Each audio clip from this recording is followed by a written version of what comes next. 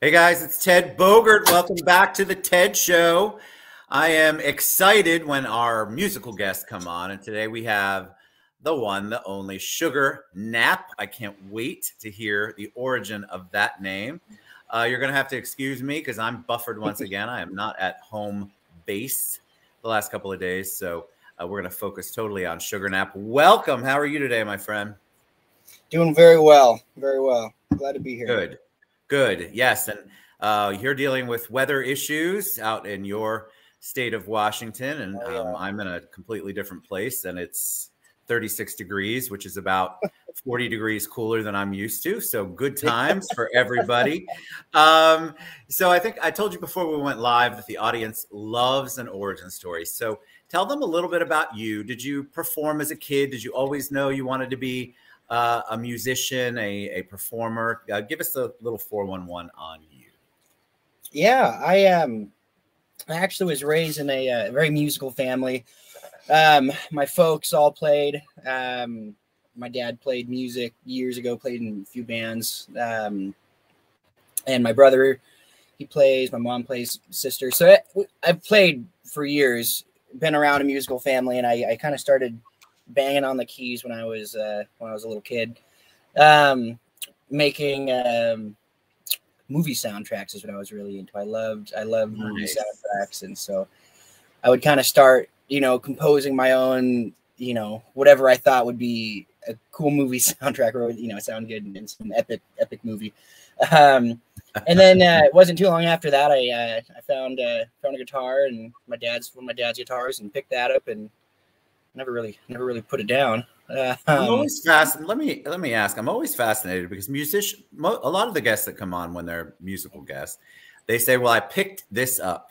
Okay, if I picked up the guitar, I wouldn't know what to do. So, did you take lessons? Did you learn because you grew up around it? Was it just this natural gift that you had? When you picked it up, what happened next? I'm always fascinated by that. I picked it up, and it sounded exactly like this. I picked up my guitar, and I went like. I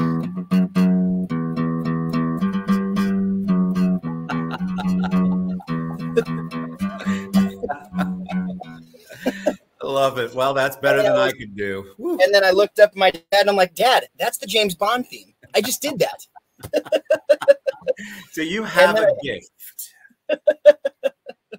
You have a musical ear. Yeah. So when you picked it up, and you obviously love it. That's yeah, I see the guitars in the background too. But at what point did you know that you wanted to do this more than just, I don't know, hobby kind of stuff? Were you, as a kid, did you perform in front of groups? Did you begin writing music when you were younger, or did this all kind of happen as you became older? I think if you were to ask anybody I grew up with, they'd probably say I was performing before I was even playing music. I was the class clown. I was always goofing off and being a fool and getting everybody's attention. So naturally, what follows is that under a spotlight with me making noises. So I think my sophomore year of high school is kind of when things started getting a little more serious. I started going to an art school for a brief year, and met some friends there, and played my first couple of shows at like small little city granges. And we did our own lighting and everything, but we got, packed the houses, and then I never really wanted to stop. I loved that so much. And I think even before that, years before that, I remember being, gosh, I can't believe I remember this. It had to be like third grade or something. I remember thinking like, okay, or maybe it was like a school assignment where they're like, okay, what do you want to be when you grow up? Write a little thing about it. And I was thinking, man, what do I want to be? Well, I think going to space would be really cool. Of course, being like a young boy, me and all my buddies were always like, playing Army out at recess. So I'm like, well, maybe I'll go, shoot tanks or something. But then I was like, well, what I actually really, really love doing? I love just pounding those keys, and I love playing that little James Bond lick on the guitar. And I love writing things for that. And And so I guess it was kind of instilled pretty early, and I just kept doing it and kept doing it. And then you grew. I think probably around my sophomore year of high school and then I grew up, and now I'm still doing it. Yeah. So I think sophomore years, I can back that. What's the process on the writing? Do you write the music and the lyrics, or do you focus on one or the other? It kind of just depends. Usually I probably start with the music, and then I'll add lyrics to it. But there's been lots of songs that have gone the other way around with me too, where I'll write out a little story, and then I'll add music to it. There's been other times where I've done some really bizarre, non-traditional ways of writing music. I remember a few years back, I was working on a song, and I was so stuck. And so I used this technique, and I turned on like 4 or 5 different sources of music. I had like the TV going with some cowboy Western track, I think, and some talking a little bit going on. I had the radio going. I had my Bluetooth speaker playing one of my playlists, and then I had like the Alexa speaker, playing another playlist of some kind. And what I would do is I would write down, because I could only hear a few words every once in a while, but I would write down the words I would hear, write those all down after 5-10 minutes. Then I would cut all those words up into little pieces of paper, and I'd put them on the table, and I'd rearrange them, and I'd mix them up and see what kind of sentences I could make. It's like the little fridge magnets, but, on the table. And I used that. And then, so that was another little technique I used to do some writing. But yeah, it kind of just depends. Sometimes I start with music. Sometimes I start with the lyrics. And so I'm going to ask you about the name in a minute, but where do you draw? I'm always fascinated by artists where they draw their inspiration, because I always think, it's got to be something deeply personal. But I don't get that all the time. People pull from a movie, or somebody else is going through something, or I don't know, they saw something on the side of the road. Where do you get your inspiration from? Your song inspiration? I think again, it's all kind of a case by case, song by song kind of ordeal. I really, really like storytelling a lot. So sometimes I'll take an inspiration. I'll draw inspiration from a personal life event, but I'll turn it into a different kind of story. Or I'll take an inspiration from something that's happened to somebody else, or whatever, and I'll turn that into a story. Or I think there's a lot of philosophical sort of elements to a lot of my music. I think that I'm a deeply philosophical guy, and I think that there's always a part of me that wants to have something helpful to suggest in my music, which is that's the take your time, but don't let it pass. That's from my song Going Nowhere. That was kind of that whole thing. It was a really philosophical kind of song. You get deep on your music. Yeah, definitely. I have a hard time being too lighthearted, and but you're such a lighthearted guy. You're smiling all the time. I know. Who thought? But that's good. It's like an outlet for you. Yeah. So Sugar Nap, tell me, where did that come from? So I had been making music for Sugar Nap, unnamed at the time, for like a year or two after my old band broke up. We had this sweet, we had like a little record deal going on, and it was really exciting. But just like the classic, every band breaking up ever, as soon as cool things start happening, we're like, oh, we don't want to be together. We're stressed out. We're gonna split up now. And I was all about it. I was starting to go in my direction, and I remember recording at this big studio up in Shoreline, London Bridge studio, super iconic studio, beautiful spot. And I just wanted to turn all the knobs. We hired this producer, a great guy. He's become one of my best friends and mentors. And I was just like, Eric, I want to turn the knobs. I want to know what all this stuff does. And I know we're hiring for this, and I love you, and it sounds great, but I want to do it, And so I ended up starting my own studio, and me starting my own studio, my home studio, that was kind of the Sugar Nap thing. That was Sugar Nap. It was the all DIY thing, all myself. I'm playing the drums, the bass, the guitar, the synths. I'm using weird percussive things because I suck at drums to make, the the percussion for these songs, and then so I was trying to make a name for all that, you know. What's my, I didn't want to have just my personal name, Caleb. I wanted to have you know, kind of a better brand or moniker to it. And so on my notes app on my phone, for like 2 years straight, I would write down every catchy phrase, every, you know, pleasant sounding word.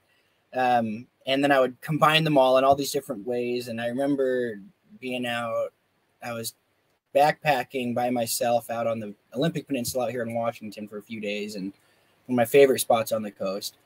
And I was out on the beach, really epic spot. And I remember putting those two words together, sugar nap. And it kind of had this, this meaning behind it. You know, it was more than just kind of putting the words together at the time. It clicked because I guess it meant something. And for in that moment, I drew this meaning from it being the hyper aware state of dreaming. I love, you know, this very lucid, you know, sort of mental state, which I appreciate. And you apparently live in. Yeah, there's a psychedelic sort of. Well, you know, it's interesting, and that you described it much better than me, because I was like, God, those two words normally wouldn't go together. Having kids and now a grandkid, you never think of sugar and a nap. Like, they just don't go together. So the way that you described it that's really cool. I like it. Yeah.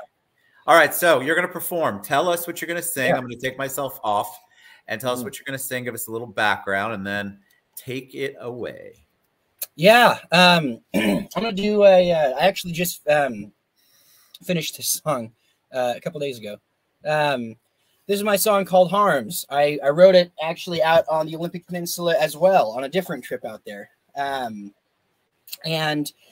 Originally I had, this is another one of those kind of storytelling songs, inspired by a past relationship, but not entirely about one person in particular.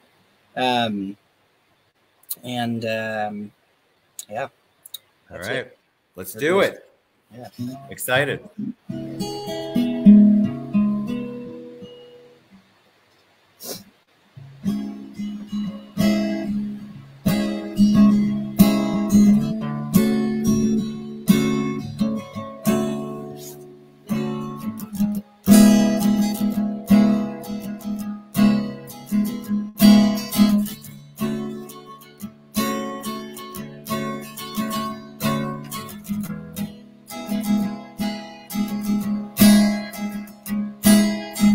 Sun past the lake, going forward in reverse. Well, she's got time to kill.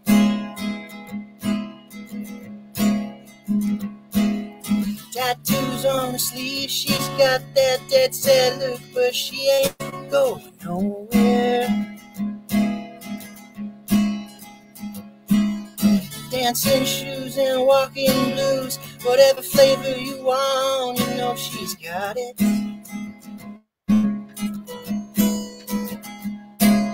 She let someone loosen up in here about an hour ago, and it gives her arms. It gives her arms, and it gives her arms. It gives her arms. Waiting by the window for somebody she used to know. Will he bring her new love, or just a memory?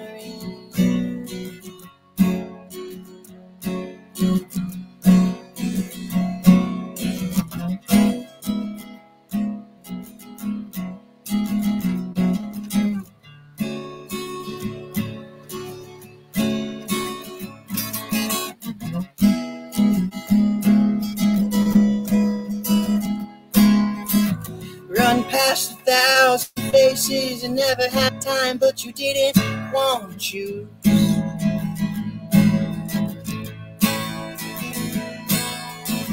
Take time.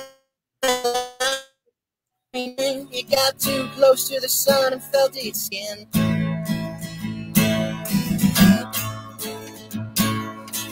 Hot trot and never caught. You never should have bought a one-way to the moon. Busy has its way of feeling you're never here. And it gives her arms. It gives her arms. And it gives her arms. It gives her arms. It gives. Oh, it gives her arms. It gives her arms. It gives her arms.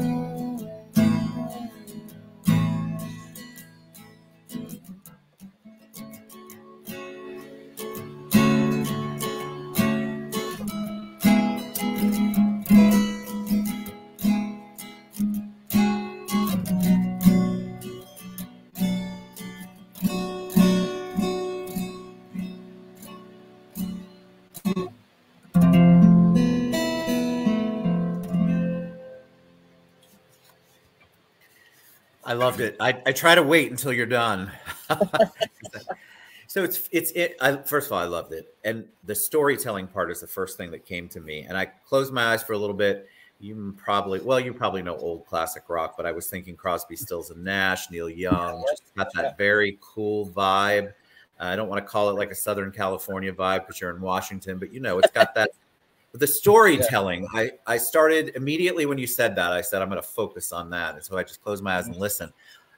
Just so much goes into that song. This isn't a cute little couplet rhyme kind of thing. This is a lot of detail and thought it out. And so I think when you do the storytelling like that, what I felt was whatever you were feeling. I loved it. I thought it was awesome. Really Thank awesome. you. Thank you. So when you sing that, before we go, when you sing that, does it bring you back? Do you get any kind of emotional response to it when you're singing it? Or do you just sing it so many times that, you're just kind of in the moment? No, I definitely, that song brings me back to that May years ago, not that many years ago, but a couple years ago, sitting on that beach, and it was 80 degrees, and I was out there by myself on a trip, and I think right back to that, and walking down the beach and everything, like really, I mean, it glistened in this really spectacular way. I definitely think back on the inspirations of that song, and definitely Beautiful. feel something. Yeah. All right, so we want to support our creatives like Sugar Nap. And so what's the best way for them to download your music, buy your music, follow you? How can they reach you? What's the best way? Yeah, I mean, I'm on all the socials. I'm really bad at Twitter, but I'm really good at Instagram. I'm on Facebook. I have a Twitter. You can follow me there if you want. You just won't see anything. Spotify, Tidal Music, all that. You can follow me on all that for releases. On Spotify, I've got the Shopify thing linked, so you can check out my merch on there, or on my website. I've got t-shirts, crew necks. I'm putting out masks soon and a new line of merch. I don't have any hard copies of the music yet, but you can download my new EP on the website or on Bandcamp. You can stream it everywhere. That song, Harms, is coming out in February. So make sure to follow on Spotify and all that. Subscribe on to my mailing list on my website, Instagram, all that. And I'll be posting updates and more sneak peeks and other behind the scenes stuff. And more, I post a lot of fun studio stuff. So check it out. Check it out. And you can reach out to me to get to Sugar Nap. You can go to officialsugarbnap.com if that's really your preference. But you can find him on all social media platforms, and well, Twitter, it's okay. We all struggle with that. But all the musical platforms. Thank you for coming on and being patient and being flexible. That was really, really awesome. Yeah. Thank you. Thanks for having me. All right, guys, get out and support Sugar Nap. We'll see you guys soon. Bye, everybody.